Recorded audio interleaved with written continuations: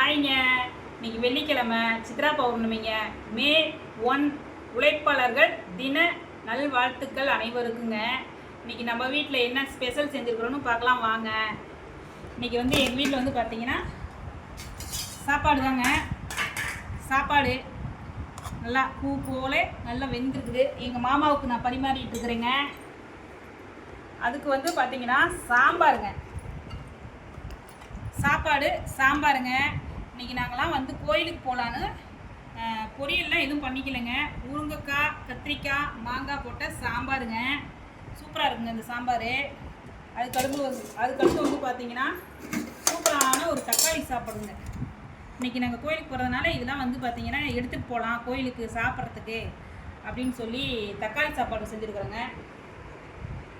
தக்காளி சாப்பாடுங்க. தக்காளி சாப்பாட்டுக்கு தொட்டுக்கிறதுக்கு வந்து பார்த்தீங்கன்னா நல்லா தயிர் பச்சடிங்க வச்சாச்சுங்க. அப்புறம் வீட்டில் உரம் ஊற்றின தயிருங்க. சாப்பிட்டதுக்கப்புறம் சாப்பிட்றதுக்கு ரசங்க. கடைசியாக விரும்பினதை சாப்பிடுங்க, ஹெல்த்தியாக சாப்பிடுங்க. வாங்க எல்லோரும் நம்ம வீட்டுக்கு சந்தோஷமாக சாப்பிட்லாங்க. எங்கள் மாமா சாப்பிட்டு எப்படி இருக்குன்னு சொல்லுவார் பாருங்கள். மாமா எப்படி இருக்குன்னு சொல்லுங்கள். மாங்காய் தொக்கு கொஞ்சம் வச்சுக்கலாங்க. பாப்பா மாங்காய் தொக்கு கொஞ்சம் வச்சுக்கலாங்க. மறந்துட்டேங்க தொட்டுக்க.